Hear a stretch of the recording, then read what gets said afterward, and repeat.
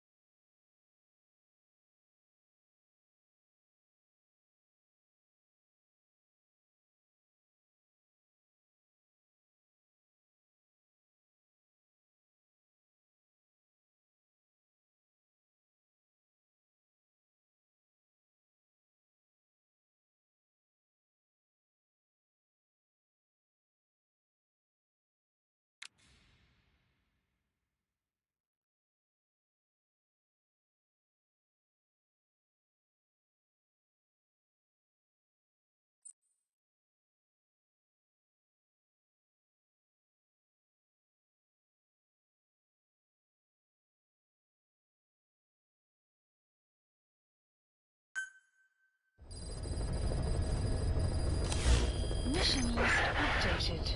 Boss, I know you haven't been back long, but I prepared a list of missions for you. Open your iDroid.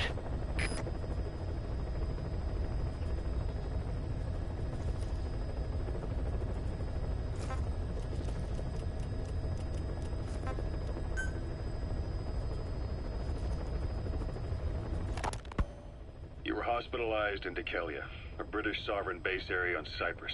It's part of British overseas territory that falls outside of Cypriot jurisdiction. You got moved from Cuba's Little America right into Cyprus's Little Britain. Why Dekelia?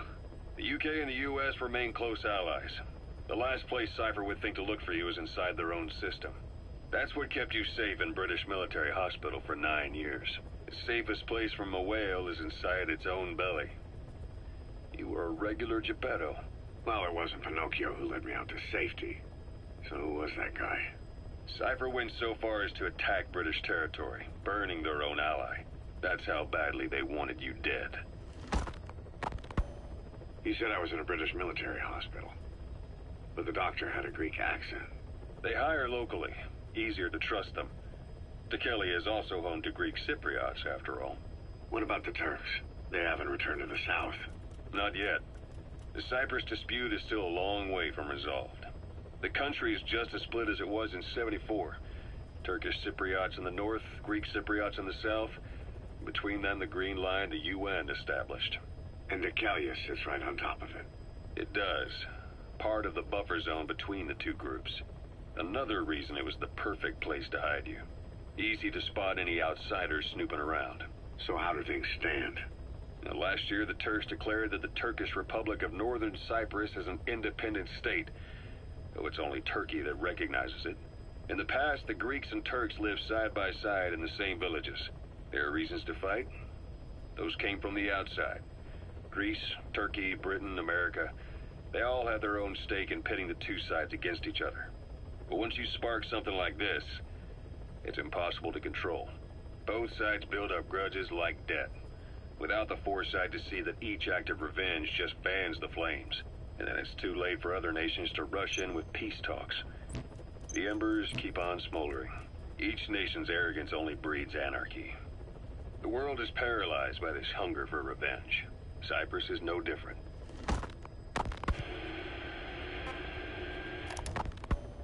He said I was in a British military hospital, but the doctor had a Greek accent.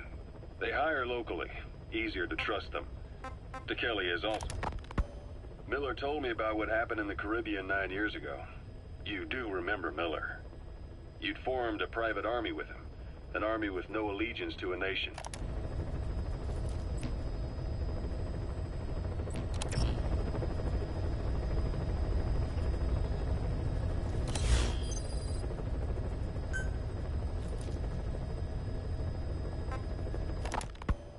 He said I was in a British military hospital, but the doctor had a Greek accent. They hire locally. Easier to trust them. Tekelia is also home to Greek Cypriots, after all. What about the Turks? They haven't returned to the south. Not yet. The Cyprus dispute is still a long way from resolved. The country is just as split as it was in '74. Turkish Cypriots in the north, Greek Cypriots in the south.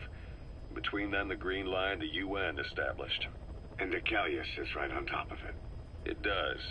Part of the buffer zone between the two groups. Another reason it was the perfect place to hide you. Easy to spot any outsiders snooping around. So how do things stand? Now, last year, the Turks declared that the Turkish Republic of Northern Cyprus is an independent state, though it's only Turkey that recognizes it. In the past, the Greeks and Turks lived side by side in the same villages. There are reasons to fight. Those came from the outside. Greece, Turkey, Britain, America, they all had their own stake in pitting the two sides against each other. But once you spark something like this, it's impossible to control. Both sides build up grudges like debt, without the foresight to see that each act of revenge just fans the flames, and then it's too late for other nations to rush in with peace talks. The embers keep on smoldering. Each nation's arrogance only breeds anarchy. The world is paralyzed by this hunger for revenge. Cyprus is no different.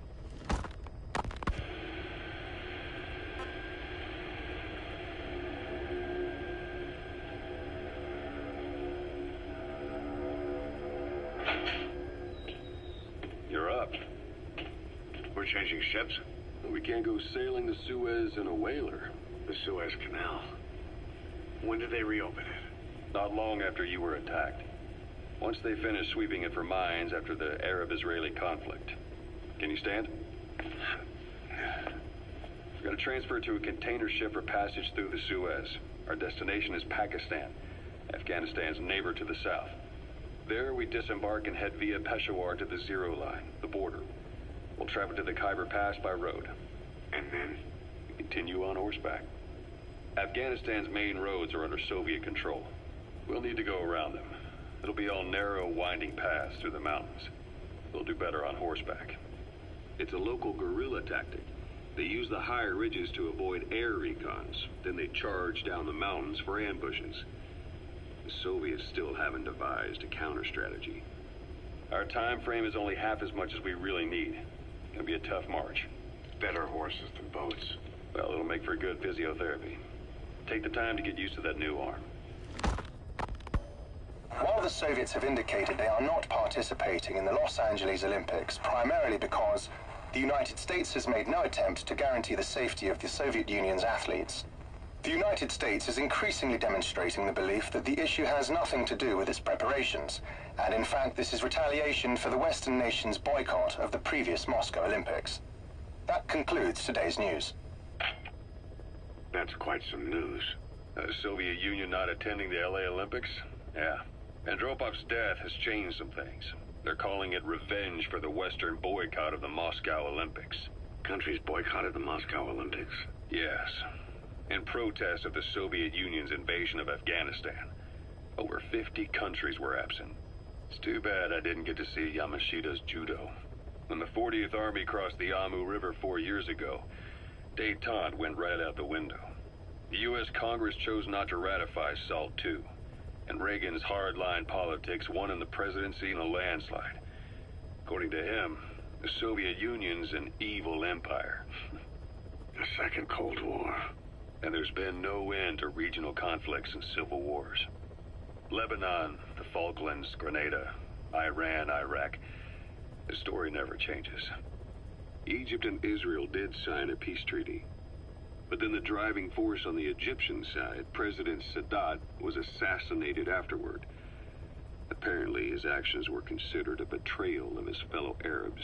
Islamic extremists? Yes. Fundamentalist extremists have been responsible for some bold acts of terrorism in recent years. We've had extremist students in Iran take U.S. embassy workers hostage, and suicide bombings in Lebanon. Over 300 foreign soldiers stationed there have been killed. The countries have yet to develop an effective means of dealing with terrorism. Afraid of losing their own men, they've pulled their forces out, handing private forces a golden opportunity. Private forces? Small armies with no national affiliation, working for the highest bidder. That's right, they got the idea from you. After Mother Base went down, they began spreading to meet the soaring demand. Miller's organization is just one of many PFs now. The entire world is after you. But at the same time, it needs you too. Miller told me about what happened in the Caribbean 9 years ago. You do remember Miller. You'd formed a private army with him. An army with no allegiance to a nation. I remember, but... I see. You're not sure what's fact and what's a fantasy caused by the coma. It's still all a mess, huh? All I can do is tell you the facts as they were told to me. I've gone easy on you up until now. But this is where the hard stuff begins. 1974, the year before you entered your coma. You were in Colombia, operating with a small unit of men. Basically mercenaries. Miller was among them. Miller was trying to find a way to turn his and your talents into a line of work. He was looking to start a business where you would fight on behalf of others around the world, those who needed military force. But the reality was, at that time, you didn't have enough gear to equip your own men. Then Miller came across this client. It was a huge job he was offering, but you had a shot at pulling it off. You accepted it and headed into Costa Rica. The client even threw in an offshore facility in the Caribbean. The Mother Base, that would be your new base of operations. Miller sure did have a head for business. As your mission went on, your unit grew and grew. More weapons, more money. Before you knew it, you were commanding 300 men. As the organization got bigger, your military powers swelled to match. It got so the international community couldn't afford to ignore you. You were just too damn successful for your own good. You, your men, had worn out your welcome. Everyone was out for you. East, West, First World, Third. It was only a matter of time before someone took you down. And that was XOF. Officially, they're an anti-terror unit under the CIA. In reality, they're Cypher's private strike force. They lured you to Cuba using Chico, the Nicaraguan revolutionary kid, and Paz, a mole who worked for Cypher as bait. While you were gone, XOF, posing as a nuclear inspection team, stormed Mother Base. At the same time, C4 they placed on the strut legs went off. The whole thing went down in minutes. XOF. Kisses and hugs followed by a big FU. All because of Miller's blind spot. A back door into Mother Base no one suspected. You remember a certain scientist. Huey was responsible for bringing the inspection team on board, giving the enemy a perfect opportunity to hit you at home. You were returning from Cuba when it happened. Mother Base came damn close to taking you with it into the Caribbean. Those of your men out on assignment returned right away. They refused to believe the wreckage in the water they found was Mother Base. But they checked the coordinates again and again, until reality finally settled in. You were supposed to die that day. That was XOF's primary objective. As far as most folks know, you did. The first doctor to see you wasn't even sure what he was looking at. Before they'd even finished operating, your men moved you to that hospital in Cyprus. It was a woman named Eva who arranged that. Rings a bell, huh? Most men in your condition would have been written off right from the start. But you survived. You went straight down to hell, and they pulled you out. Your eye wide open. Full of venom. The days of naked Snake are long gone. Welcome back, Venom Snake. This world still needs you. Here, Snake, try this on. A prosthetic arm. Yeah, Miller was calling it the arm that wasn't there. The physiotherapy's going well. Your arm's bulked up enough for it to fit. There. Perfect. A little time with it, and it'll work better than the real thing. What do you think? Huh. I can still feel my real arm. Well, you better get used to this one quick. You have any pain? Every now and then. Where? My fingertips. My left fingertips. Sounds like phantom pain.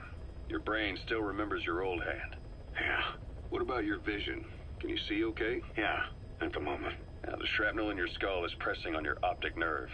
I'm told any hard impact could have an effect on your visual cortex. Yeah. The doctor mentioned that. Your brain might process visual information incorrectly. In other words, you could have hallucinations. You might see things that aren't there, or not see things as they really are. You experience any of that? I think so. When? Right after I wake up. Colors look faded. Colors, huh? Well, that's not a major concern in and of itself, but it could mean the difference between life and death in the field. You'll need to watch out for that. I will. All right. You should continue your physio. We'll be arriving soon. It's the last chance you'll get.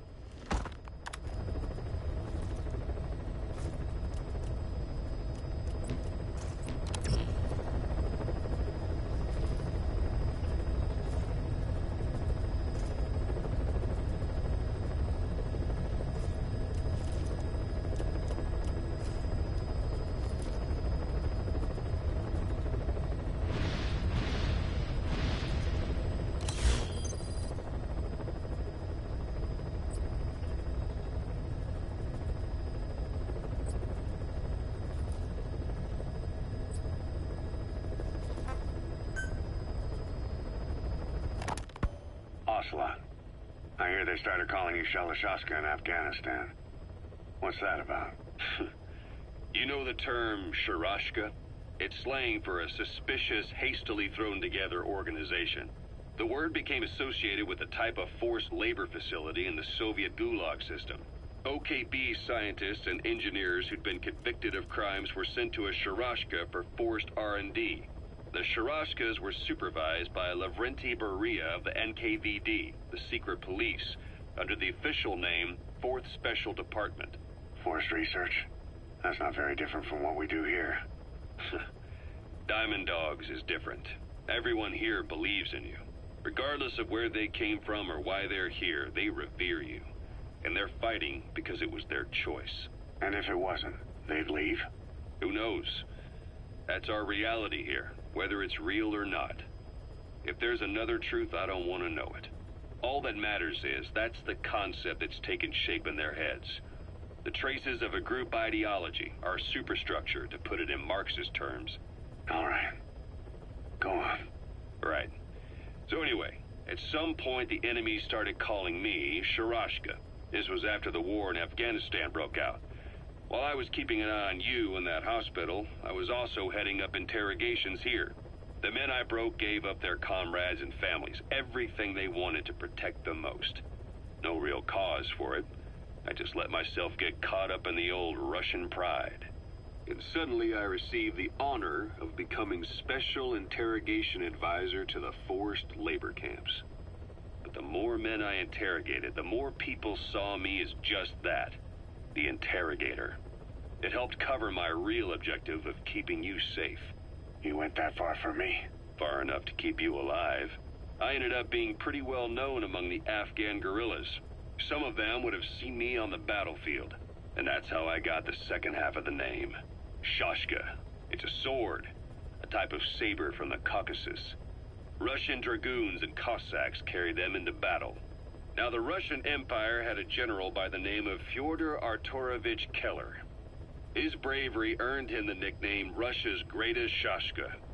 Someone must have known about that, because somewhere along the line, Shashka got stuck on the end of Sharashka. The guerrillas were using the name amongst themselves, and by the time I got to hearing about it, pronunciation had wound up as Shalashashka. So, half gulag, half hero's sword. Is a perfect fit. But you see how rumors and ideas about people can get out of hand fast. Once you create a character and put it out there in public mind, it warps and twists with every baseless rumor. And before you know it, all people see are phantoms. In my case, it works out just fine. I'm plenty used to working under aliases.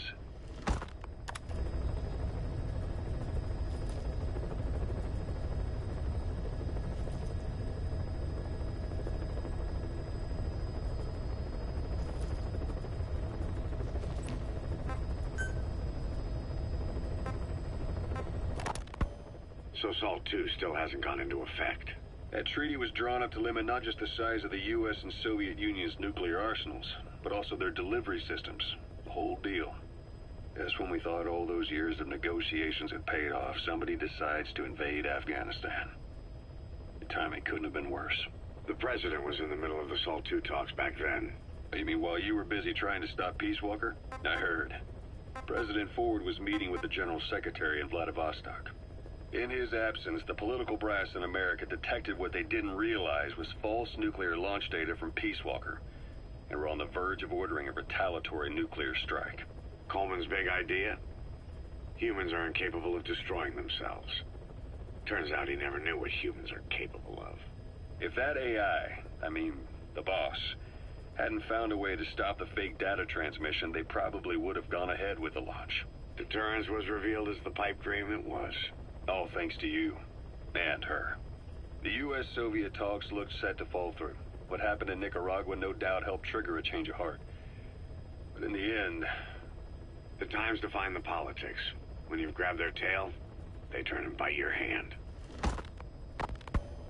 I first met you 20 years ago now. The place was Selenouyarsk in the Soviet Union. We were enemies. I was with the GRU. You were still fighting for America. 1964. Operation Snake Eater. Its objective? The assassination of the legendary soldier known as the Boss. When you returned home successful, they awarded you the title Big Boss.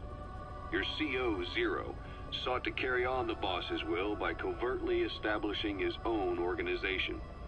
You knew the original members from Operation Snake Eater. From America, there was David O., or as he was to you, Major Zero. Donald Anderson, a.k.a. Sigint. Dr. Clark, who went by paramedic during the operation. And the fourth, you. From China, there was Eva. And me, Ocelot, from the Soviet Union. 6 in total. To us, government notions of friend and foe were meaningless. As were East and West, we joined forces by our will alone. Our objective was to fulfill the boss's dying wish, to make the world one. And to do it, Zero used the Philosopher's Legacy, the secret war fund you obtained during Operation Snake Eater. This organization would go on to become Cypher. I, on the other hand, was left with the problem. You only recovered half of the legacy. I had to locate the other half myself. When I found the funds, I passed them on to Zero, just as you wanted. I still trusted him in those days. We thought what he was doing was the boss's will, until he started that one project. Les enfants terribles, Zero called it. You parted ways.